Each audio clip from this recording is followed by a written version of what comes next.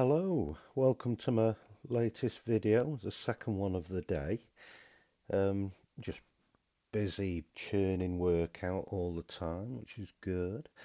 Thank you for all of your likes and your comments and things. So, as always, just going to start with a horizon with a bit of Payne's grey and sap green.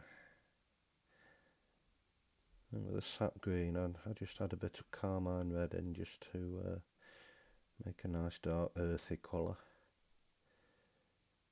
Already there's a kind of accidental hill in the middle there, but that'll go soon when I start creating the sky. And as I often say, this isn't a tutorial. It's not necessarily the right way of doing things, it's just the way I do it. Because I'm still learning. So just adding some titanium white into that horizon. Just painting what's in my mind. The beauty about doing that, you never know how your painting's going to turn out. Using acrylic as always. Tried oils in the past, but just haven't got the patience to wait for it to dry. I certainly haven't got the space in my little studio for drying paintings. So just a bit of a foreground going in.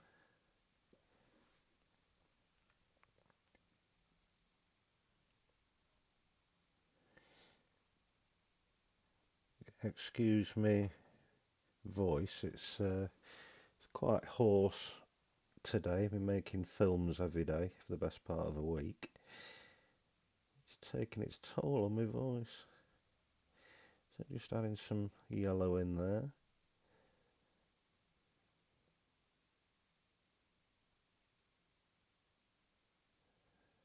Just creating a few textures and lines and things.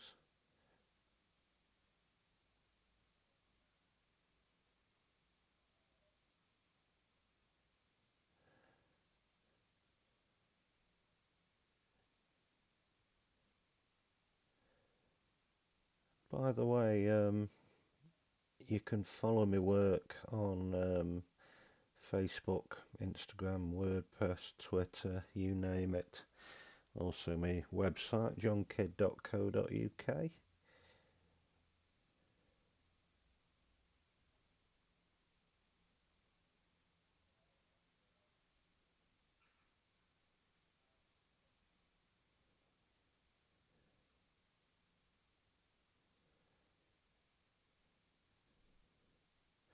I always work very fast. It doesn't take me long to start building up a reasonable picture.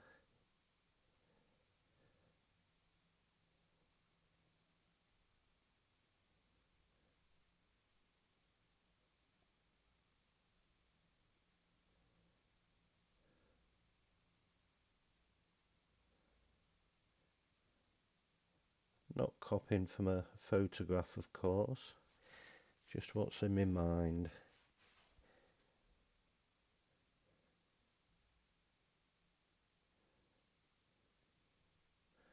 Nice dark foreground.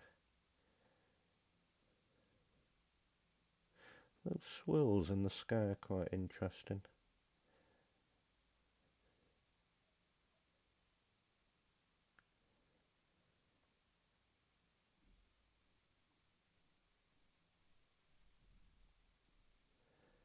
As you know, or many of you know, all my paintings come from the Peak District.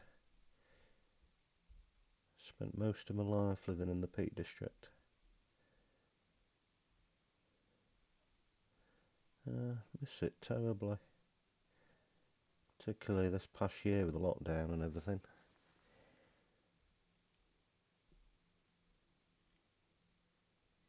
It's the beauty about painting, it transports you there. Might as well be in the Peak District now. Walking.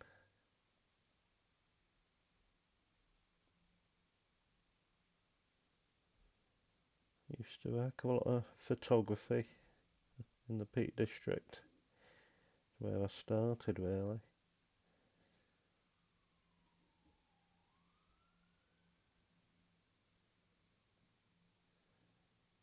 Yeah, some disastrous times taking photographs and quite funny times as well sometimes. There's one occasion um, I was doing some wildlife photography because I've got a chair hide. It's basically a camping chair with a small tent covering it that's camouflaged. And it's small, you know, you can only fit yourself in and your lunch. That's about it. And there's one occasion I was just outside Buxton at a certain quarry, which I'm not going to mention. And this day was a Sunday, so I went up to the quarry because I knew there was field fairs and things to photograph. And I was right next to the perimeter fence of this quarry. And every 200 yards there were signs saying caution, blasting operations, no unauthorised entry, and etc. and so forth. And I thought on a Sunday there won't be blasting at all. So, but I didn't go over the fence or anything. I parked my hide right next to the fence, so the fence line behind me, and I was facing forward. I was literally touching the fence. And so I set my chair hide up over me, so you can't see. You can only see out the slot at the front. And I was there for a few hours and nothing was happening. There wasn't a thing, and I just sat there, had my butties. And but I was aware of some noise behind me, but of course I couldn't see it, and it was sort of metallic clanging sounds, and I could hear a vehicle driving about, and I didn't think anything of it at the time, and I was sat there. Yeah, it was bitterly cold. It was middle bloody winter. It was like January or something like that. It was really cold, but it's crisp blue sky. And next thing I know was started going of the bloody siren. And I thought, nah, I can't be, not on a Sunday. I've never known them blast on a Sunday. And I thought perhaps they're testing the alarm or I don't know, but my understanding of alarms before blasting, they set the alarm off and then they give you like half an hour time to get away from the area before they blast it. So this alarm was going and I thought, right, I ought to go, you know, just in case. So the alarm stopped, but I wasn't too worried because I knew I still had half an hour to get out. So I started going through, you know, still inside my tent, bearing in mind, and going through the motions of taking my camera off the tripod. And then all of a sudden, the ground lifted about 2 foot, just bounced, just jumped. And it, it was weird, just hit me like a sledgehammer. And my ears went, pew! I couldn't hear a bloody thing. And it all happened in a fraction of a second, all at the same time. And next thing I knew, I was on my arse in my hide. My hide had flipped on its roof. I was inside the thing with my legs kicking in the air and everything else. My camera had spiraled as well, and it was just this wall of dust and everything else. And so I clambered out this bloody hide, couldn't hear a thing, my ears still ringing. And so I managed to pack everything away, and oh, it was horrible. And you know, I drove home and everything. About 2 days after, I couldn't hear a bloody thing. So even though I didn't go over the fence, I weren't trespassing, it's still bloody. God almighty. Yeah, never seen anything like it, just the way the ground bounced. It sent me flying. Yeah, that's probably why my hearing's knackered now. So already we've got quite a pleasing picture going on here. Quite like this. Just going to put a bit of a threat in the sky. Just a little bit of Payne's grey.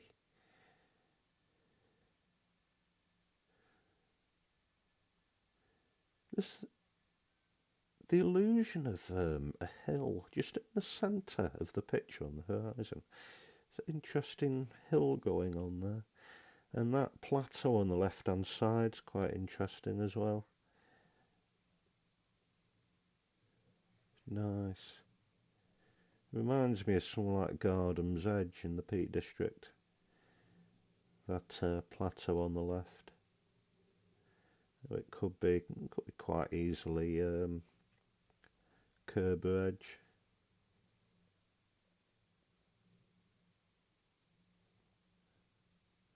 Only used 3 colours thereabouts. And titanium white.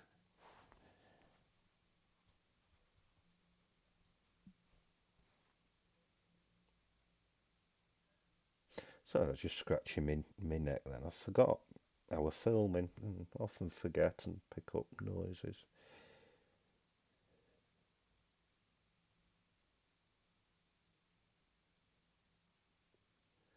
Yeah, it's looking alright this. Not bad at all.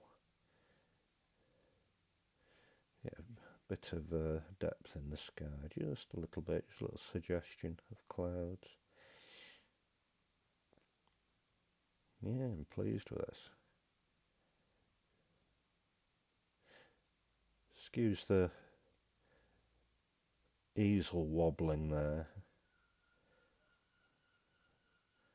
because I move that quick. Sometimes causes me easel to wobble.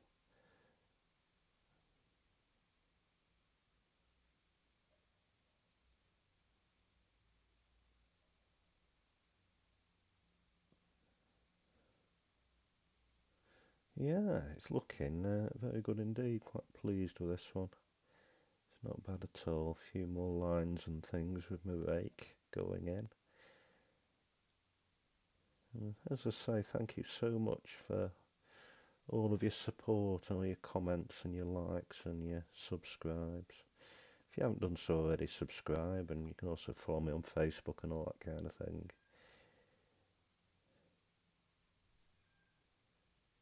A few detailing of the rake.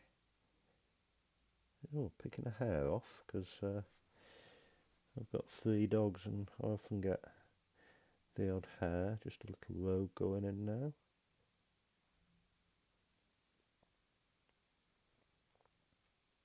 Could be a wall. Don't know. So yeah, very pleased with this.